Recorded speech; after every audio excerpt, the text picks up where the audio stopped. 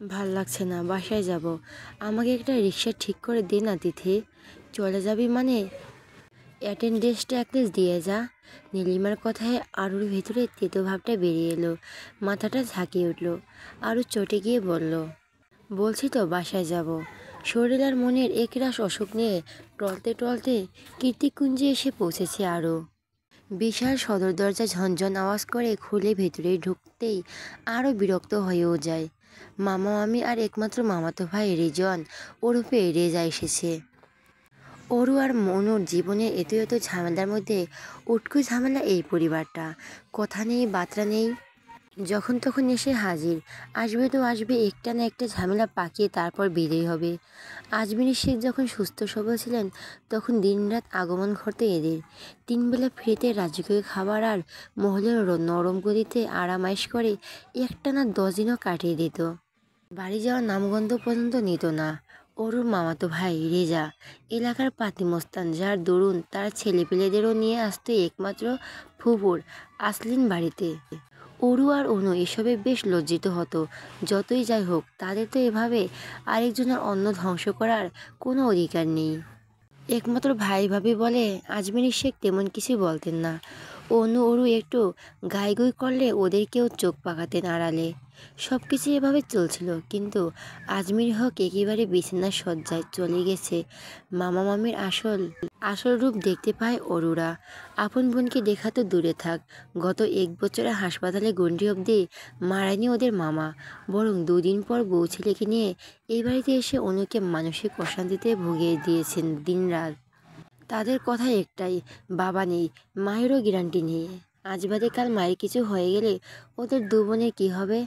আজ বা কাল এবারই ছোট সাহেবের ঠিকই ফিরবে, তখন তো 2 বোনের কোনো না কোনো গতি থাকবে না। তাই এখন যদি তার একমাত্র সুযোগপুত্র রেজার সাথে ওদের বিয়েটা হয়ে যায়, তাহলে একটা কুল তো হবে। আর যাই হোক, নদীতে তো আর ভেসে যেতে হবে না।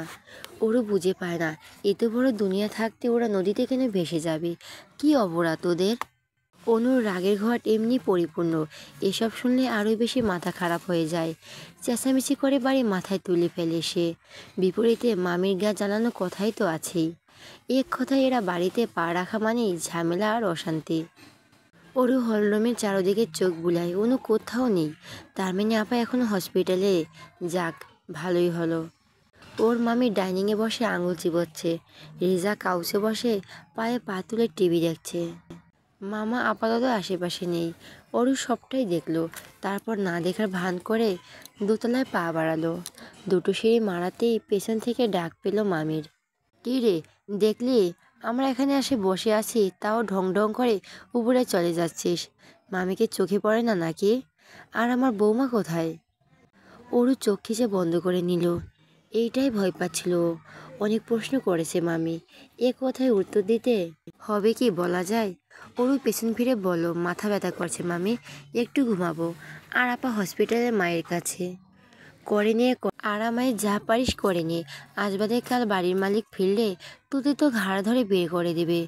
অনুটাকে কতবার বুঝিয়েছি এ কথা, কতবার বলেছি আমার রেজার সাথে বিয়েটা দিয়ে দেই, কিন্তু মেয়েটা বড্ড বেয়াদব হয়েছে। মায়ের শাসন না থাকলে এই হয়। মামির কথা ওর নেতিয়ে পড়া রাগটা আবার তরতরে করে ঝাড়িয়ে উঠল। তীক্ষ্ণ সূচের মতো কথাগুলো গিয়ে গিয়ে শরীরে বিঁধল। ও পেছনে না ঘুরে বলো, তুমি যে নরম চেয়ারে বসে আঙুল চিবাচ্ছ, ওটাও কিন্তু এবারই ছোট সাহেবের টাকা দিয়ে কেনা মামি। তাছাড়া জামশেদ জান চৌধুরী অবর্তমানে আমার মাই কিন্তু জেকে গ্রুপের গার্বিন বোর্ডের চেয়ারম্যান। ওর কথায় একটা তাচ্ছিল্যের হাসি খেলে গেল আরুর মামির মুখে। মনে মনে বললেন, এটুকুনি মেয়ে ভালোই খুই ফুটেছে মুখে। তারপর শত্রুকে পাল্টাতে নিক্ষেপ করার মতো করে বললেন, হতে পারে তোর মায়ের অধিকার আছে, কিন্তু তোদের 2 বোনের তো কোনো অধিকার নেই। তোরা হলি কচুরিপানা। তাছাড়া তোদের মায়ের আর কদিন, বড়জোর হলে 6 মাস। আমি অনেক বেশি বেশি বলে ফেলছি এবার। আমাদের মায়ের কিচ্ছু হবে না, মাকে আমরা বিদেশে নিয়ে যাব।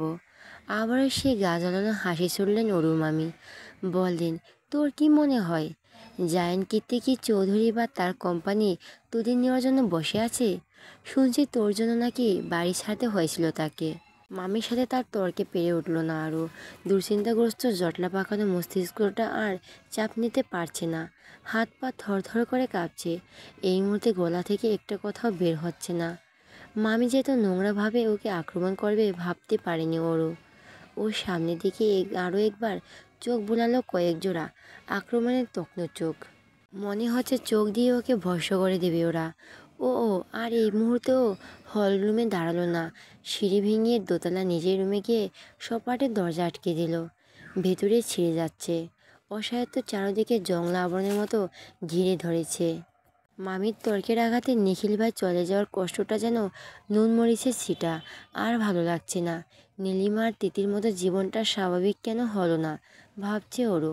কেন ওর জীবনে এত দায়বদ্ধতা? কেন নিখিল ভাইয়ের প্রতি ভালো লাগাটা নিজের মাঝে খুব সহজে তুলে ধরতে পারলেও এটা কি শুধু অন্তর্মুখী হওয়ার দরুন, নাকি পরিবারের টানাপোনায় আর দায়বদ্ধতা? নিখিলের চলে যাওয়া ভাবতে ভাবতেই ওরও মনে পড়ে যায় নিখিলের সাথে প্রথম দিনের সাক্ষাতের কথা। এই তো কয়েক মাস আগের কথা। ভার্সিটিতে এডমিশনের জন্য এসেছে ওরও। মায়ের অসুস্থতায় ঢাকা বিশ্ববিদ্যালয়ের মতো অত বড় বিদ্যাপীঠে পড়ার সুযোগ হয়নি ওরুর। মোটামুটি প্রস্তুতি নিয়ে যতটুকু পেরেছে তাতেই গুচ্ছতে সুযোগ হয়েছে। অত্র কাগজপত্র নিয়ে এসেছে, সবটা জমা দিতে হবে তাই। শীতের সকাল, ঠান্ডাটা পুরোপুরি জেঁকে না বসলেও মিষ্টি রোদের মৃদু আলোতে ভালোই আরাম লাগছে। সকাল হতে অফিসগামী সরাসরি গাড়ির বহল ছুটেছে রাস্তা জুড়ে। ঢাকা শহরে বেড়ে ওঠা হলেও একা একা রাস্তাঘাট পার হওয়া অভ্যাস নেই ওরুর। সেই দরুন তখন থেকেই ভার্সিটির রাস্তায় বিপরীতে অসহায়ের মতো দাঁড়িয়ে আছে সে। কখনো রাস্তাটা একটু ফাঁকা হবে আর কখন যে দৌড়ে রাস্তা পার হবে। অনেক তো গাড়ির ফাঁক ফোকর দিয়ে চলে যাচ্ছে, কিন্তু ওরও সাহস হচ্ছে না। এক পা এগাচ্ছে তো দু পা পিছাচ্ছে। এভাবেই লেফট রাইট চলতে থাকলো প্রায় আধা ঘন্টা। ওরও বিরক্ত হয়ে গিয়েছে। একই রকম হলে প্রতিদিন ভার্সিটিতে আসবে কি করে সে? ভয় লাগছে। পেছন থেকে তীরের ফলার মতো ছড়ে আসা পুরুষিলার কণ্ঠস্বর শুনে হক চোখে পিছনে ঘুরল ওরও। দেখলো মুখের টোল পড়া সিগ্ধ হাসি নিয়েই ওকে প্রশ্ন করছে লোকটা। অরু থ মেরে আছে, হা না কিছুই বলছে না। কি করে বলবে? ও তো হাসিতে কুপোকাত। লোকটা পাশ থেকে কাউকে ডেকে উঠল, এই অন্তু, ওকে রাস্তাটা পার করে যেত। পেছন থেকে ছেলেটি বলল, জি ভাই, দিচ্ছে। ব্যাস তখনই ছিল ভালো লাগার শুরু। ওরও বুঝছিল এই লোকের ভার্সিটির বিশাল জনপ্রিয়তা। তারপর থেকে শুরু হয় ওর লুকিয়ে লুকিয়ে পর্যবেক্ষণ। উদাসীন দুপুরে কিংবা মরচে যাওয়া বিকেলে ক্যাম্পাসের এথায় সেথায় তাকে খুঁজে বেড়াতো চোখ দুটো। এক নজর দেখা হলে গেলে খুশিতে পুলকিত হতো মনটা। ঝিলিক দিয়ে উঠল মুখে কোনো মিষ্টি হাসি, যা এখনও চলমান। কখনো সামনে দাঁড়িয়ে কথা বলা হয়নি। ওরও জানে না নিখিল তার নামটা জানলো কী করে। তবে নিখিলের বায়োডাটা সবই ওরও জানা বলতে গেলে মুখস্থ। কিন্তু আফসোস এখন এসব কেন কাজে আসবে না। নিখিল ভাই চলে যাবে। 1000 কিলোমিটার দূর হবে তার ঠাঁই। সাইলেন্ট ল্যাবের কেমিক্যাল আর এক্সপেরিমেন্টের মাঝে অরোরার নামটি হয়তো ভুলে যাবে ওর সবচেয়ে প্রিয় নিখিল ভাই। আর কখনো দেখা হবে কি না তার গ্যারান্টি নেই। ভাবতে চোখের কার্নিশ বেয়ে তপ্ত নোনা জল গড়িয়ে পড়ে আরুর। তুমি যদি আমার না হও, তবে সুখের অসুখ জ্বালিয়ে তোমাকে জ্বালিয়ে ছাড়খাড় করে দিব। বোকা ওরও তখনও জানতো না ওর জন্য কেউ এর থেকেও বিষাক্ত ভালোবাসা নিয়ে দিনের পর দিন অপেক্ষার প্রহর গুনছে। রাস্তার দুই ধারে সারি সারি ম্যাপল গাছের বহর। বসন্ত হাওয়ার দরুন টুপটাপ বৃষ্টিকণার ন্যায় গায়ে এসে একটু একটু বসন্তানিক ছোঁয়া লাগিয়ে উড়ে গিয়ে নিঃশব্দে পিচ ঢালা তকতকে রাস্তা লুটিয়ে পড়ছে হলুদ কমলা রঙের ম্যাপল লিপ। এমন দৃশ্য দেখতে যেন প্রশান্তি খেলে যায় চোখে। আর ফরেনের ক্রান্তি থেকে এলো তো কথাই নেই। নীরব শুনশান রাস্তার ধারে ফাঁকা বেঞ্চিতে বসে বসন্ত বিকেলের একটুখানি সৌন্দর্য দেখেই পুরো যুগ পার করে দেওয়ার মতোই স্বস্তিতে দুচোখ ভরে ওঠে।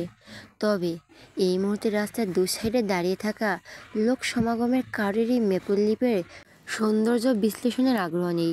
বরং সুন্দর টকটকে ম্যাপল গাছের ফাঁক ফোকরে উচ্ছ্বাসিত জনতার ভিড় যেন উপচে পড়ছে। তারা অন্য কিছু দেখার জন্য অধীর আগ্রহে সামনের রাস্তা তাকিয়ে হাত নেড়ে যাচ্ছে নির্বিঘ্নে, সেই সাথে তাদের প্রবল উচ্ছ্বাসের বহিঃপ্রকাশ ঘটছে একুশের হই করে ওঠা প্রতিধ্বনিতে। ছেলে বুড়ো যুবক যুবতী সবাই তাকে সামিল। দেখে মনে হচ্ছে তারা কোনো পারফরমেন্স কিংবা প্রতিযোগিতা দেখার জন্য জামায়াত হয়েছে। শুধু এইটুকুনি জায়গা ধরে মানুষের ভিড় এমনটা নয়, লোকালয় ছড়িয়ে সান ফ্রান্সিসকো শহর, গোল্ডেন গেট ব্রিজ পেরিয়ে প্রশান্ত মহাসাগর আর পাহাড়ের মধ্যবর্তী সরু আঁকাবাঁকা রাস্তাটা যতদূর অবধি চোখে পড়ে ঠিক ততদূর পর্যন্তই উচ্ছ্বাসিত মানুষের সমাগম। শাওনি শিওর এই রাস্তায় ক্যালিফোর্নিয়া অবধি চলে গিয়েছে। মানুষের এত আগ্রহ আর হইচই দেখে একটু কৌতূহল নিয়ে সামনের রাস্তায় ওদের দিকে এগিয়ে গেল শাওনি। ঠিক তখনই হুট করে বেশ কয়েকটা বাইক ভো ভো করে আওয়াজ করে তড়িৎ গতিতে রাস্তা অতিক্রম করে চলে গেল। বাইকগুলো এতটা তাড়াতাড়ি চলে গিয়েছে যে শাওনি চোখে পলক ফেলার সময়টুকু অবধি পেল না। বাইকগুলো রাস্তা ক্রস করতেই সবাই জেকে জেকে বলে চেঁচিয়ে উঠল। সবার চেয়ার আপ আর উচ্ছ্বাস দেখে শাওনি বোধ করলো এখানে বাইক রাইডিং কম্পিটিশন হচ্ছে। কিন্তু এরকম ঠান্ডা আবহাওয়ার পাহাড়ি রাস্তায় কী করে এত দ্রুত রাইড করছে এরা? ভয় ডর নেই নাকি? এগুলো দেখে আবার মানুষ আনন্দে নাচানাচি করছে। যেমন এরা তেমন এদের বিনোদন। Stupid American. ঠোঁটে উল্টো মনে মেজাজ খারাপের বহিঃপ্রকাশ ঘটায় সায়নী। ও চলে যাচ্ছিল তখন আবারও দ্বিতীয়বারের মতো হাওয়ার গতিতে ছুটে আসা বাইকগুলো রাস্তা ক্রস করে চলে যায়। তৎক্ষণাৎ সবার মুখে মুখে আবারও সেই জেকে নামের হিড়িক পড়ে যায়। আচ্ছা, জেকে কে? কৌতূহলী মস্তিষ্ক প্রশ্নটা আসতেই হাঁটার গতি থামিয়ে দিল ও দাঁড়িয়ে থাকলো এই ভয়ানক বাইক রেসিং শেষ হবার অপেক্ষায়। টানা 3বার একইভাবে রাইড শেষে 4বারের সময় শেষ হলো কম্পিটিশন। পরপরই 7টা বাইক এসে একই জায়গায় থামলো।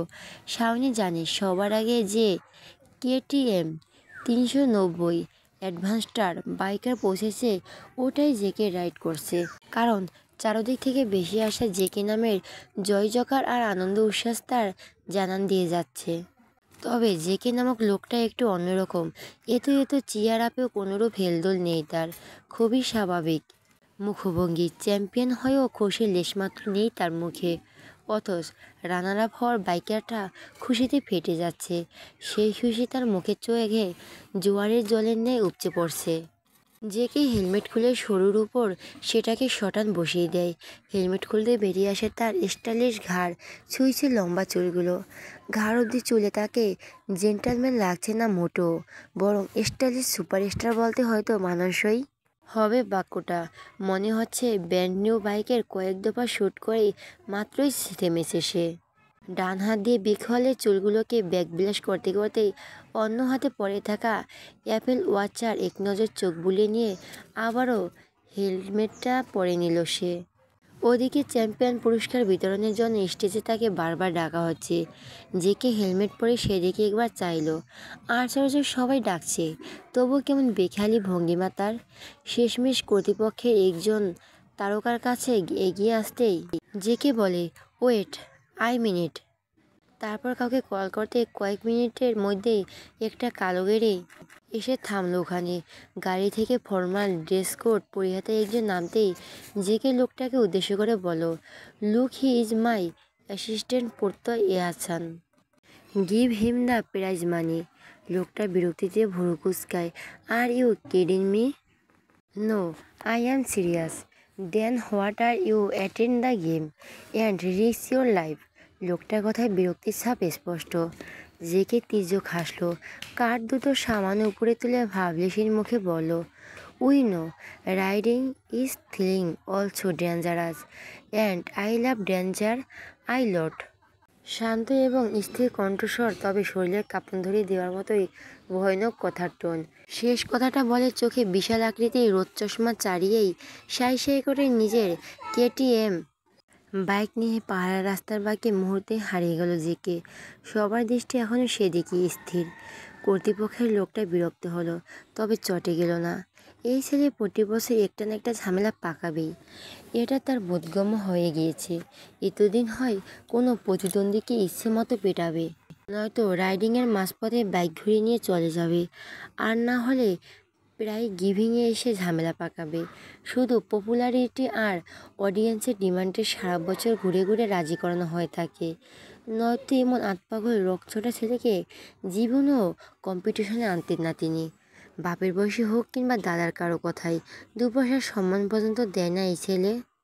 সা চাই থাই ক্যাথব বিড়বিড়িয়ে কথাটা বলে থমথম মুখ নিয়ে নিজ স্থানে ফিরে গেল লোকটা।